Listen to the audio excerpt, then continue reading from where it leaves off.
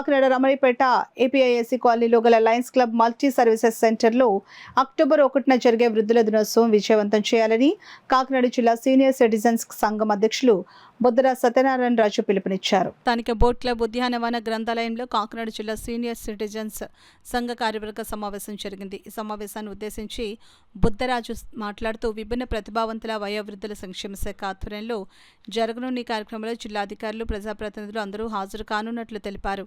ఈ సమావేశంలో senior citizens కు సేవలు అందిస్తున్న వ్యక్తులను ఆ శాఖ అధికారులు ఎంపిక చేసి అవార్డులు ఇవ్వనున్నట్లు తెలిపారు.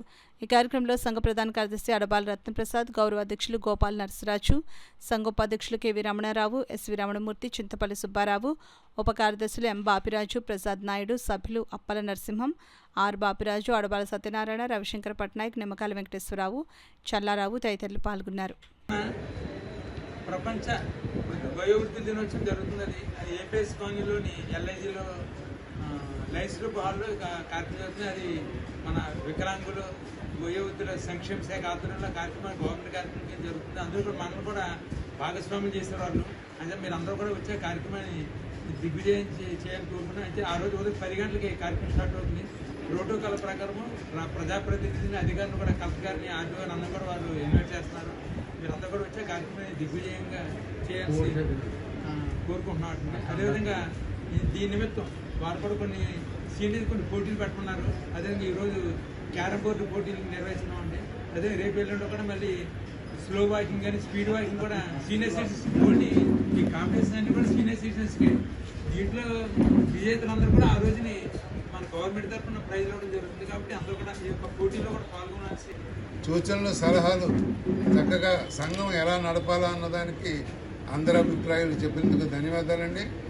అదేవిధంగా రేపు అక్టోబర్ 1వ తారీఖున జరిగే కార్యక్రమానికి మీరందరూ కూడా మనిషి 2 తక్కువ లేకుండా తీసుకుని వస్తే కార్యక్రమం బాగుంటుంది. అక్కడ మీరు ఒక్కరూ కూడా కాకుండా మీతో పాటు మీ మిత్రులను కూడా, మిత్రులంటే 60 సంవత్సరాలు దాటినట్టు వాటిని తీసుకురావాల్సిందిగా కోరుతున్నాం.